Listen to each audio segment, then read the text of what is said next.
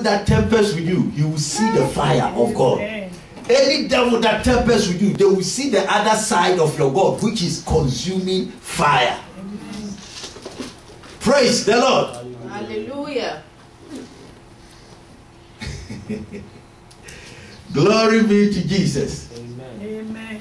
And so, how relevant is my life unto God? How relevant is my life unto God? You have to keep asking yourself, is God profiting from me? Is my life bringing profit to God? Is my life making meaning to the kingdom? Lord, what can I do? What do I have to do? You know, you must live your life in such a way that God becomes so much mindful of you, and He makes strange things happen in your life. Are you understanding me? You can live in such a way that God will look at you and say, if anything will happen to anybody's child, not your child. If anybody's business will collapse, not your business. If the devil will kill anybody, not you, not your child, not anything. I mean, it is according to how you are living for Him. Your life is so relevant to God that when somebody stretches his hand towards you, God will strike immediately. Are you getting? Because of how your life is relevant to God. This is what makes you a child of God. This is what makes you a follower of Christ. And so we are not going to be the people that just go to church, that just belong to church. And they go to church and all they ask, they want is pray for me and for this to happen. I need this miracle, I need that miracle and all those things. God knows everything you need, but He's waiting to see when you will sow your life to Him. There is nothing, I have said it many times, there is nothing in your life God cannot do. There is no situation that is facing you that God will say, this one I need to go and do some spiritual exercise before I come and take care of it. He is God. He is God. With a snap of His finger, everything will turn around for good. But God looks at you. He has His reward in your hands. And you haven't done anything to qualify for the reward. You haven't. A lot of lukewarm attitude towards the things of God. We are in today, tomorrow we are out. We are standing today, tomorrow we are squatting. You know, that kind of up and down. You know, so when are you going to be fervent in the things of God? When are you going to stand for God? When are you going to be determined that now, devil is over? It is God, and I am walking with my God. I am walking with God. And when you begin to make your life relevant to God that way, listen, like I said, you wouldn't have to pray for anything material. Jesus said, it will be added up unto you. It will be added up unto you. I don't know about you, but for me, I have made that. I mean, I've done that. And I always receive grace to walk in it. God, my life is sold to you. That is why, apart from the things of God, nothing else moves me. Nothing. Nothing.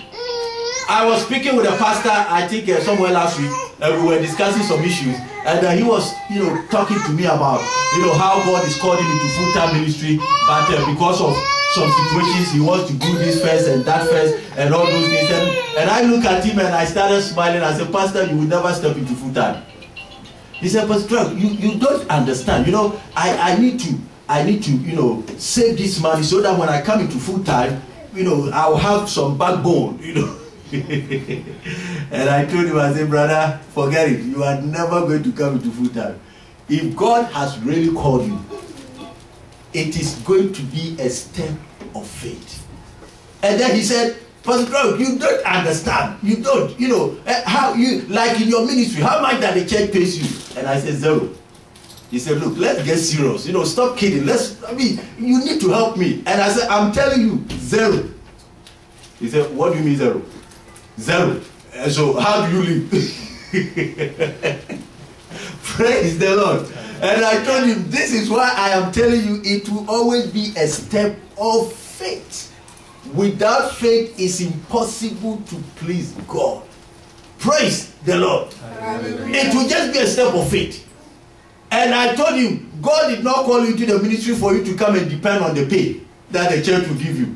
God calls you for you to come and depend on Him. And so anything in your life that has become an alternative to God, watch it. And this is why God will not promote a lot of people in their jobs, because their jobs have become alternatives. So it's like, even if I pray and God doesn't answer, don't worry, next month I know I'm getting a raise. You know, so the job that God is blessing them with is now taking the place of God. So they cannot have faith. They can't trust God anymore. But God will promote you in Jesus' name. Amen. God will lift your head up. Because even if God put the whole world in your hand, you will still trust in Him. Yes. You will never look up to that thing. You will keep looking up unto Him. Amen. I told the pastor, I said, look at me. I will never be stranded anywhere in the world. Never. Never. And poverty cannot come near me. Lack cannot come near me. Amen. Because my life is sold to God. You know, some few weeks ago when my car was stolen, somebody even was asking me this morning, and I told myself I didn't even feel it. The car was taken away the following day. The following day, a better one came. I didn't ask for it. I didn't pray for it. I didn't call anyone. He just came. Pastor, God says we should give it to you. Amen. I can imagine that. Because God knows that this life is sold to Him, and I have to go around to do His work, and God doesn't expect me to walk.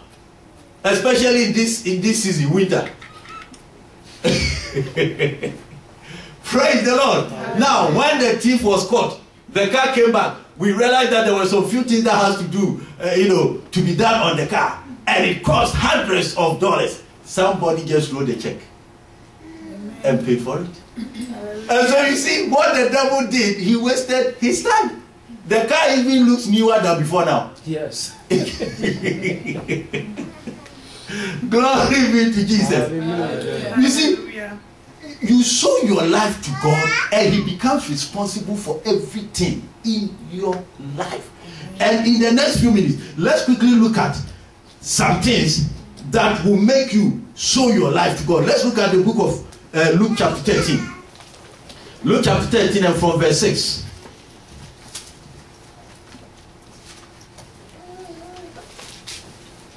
Luke 13 from verse 6. And he spake also this parable. A certain man had a fig tree planted in his vineyard, and he came and sought fruit thereon, and found none. 7. Then said he unto the dresser of his vineyard, Behold, these 3 years I come seeking fruit on this fig tree, and found none. Cut it down. Why cumbered it the ground? So this is it. A certain man had a vineyard. He planted a fig tree. And he said, listen to what he said. He said, these 3 years I have been coming, checking on it. It means that he has been coming every year, checking, expecting the tree to bear fruit. And you know, anytime you hear a tree in parable, he's talking about you and I. That is why in Isaiah 61 he talks of the tree of righteousness. You understand? So we are the trees that have been planted in his vineyard, and God is checking on us every week, every month, every year to see the fruit you are bearing. And he said, for the past 3 years I have been coming, and this fig tree, it's not a collective issue. He's talking about a particular one. There is some of the trees in the vineyard that are not bearing the fruit. And he said, cut it down. Why are you wasting your time reading around it? Cut it down. Why covered it the ground? It means that why do you let it still stand in the ground? It is wasting the space. Cut it out. Remove it from there. Nobody here will be removed from the vineyard. Amen. Why is it still standing there? Why is it still occupying space? Why is it still receiving prayers? Why is it still receiving anointing? Why is it still receiving the word? It is not producing. For the 3 years I've been checking on this particular tree, and nothing is coming out of his life. His life is not relevant to the church. His life is not benefiting me in any way. His life is not profiting in any way. So why is it still standing? Why do you still pray for it? Why do you remove it? Remove it. So one thing that will make God remove people from their position is lack of service. When your life is not relevant to Him, when your life is not profiting His kingdom. Are you understanding me? And so when your life is not bearing the fruit that God is expecting you, because listen to me, check, the word that God is bringing, the prayers that we are praying, the anointing that He's bringing, the blessing He's releasing on you, all is so that you will become relevant to His kingdom. So that your life will be beneficial to His kingdom. So that your life will bring profiting to Him. And so if after bringing all these things to you, He checks on you and He's not seeing anything, He said, why do I have to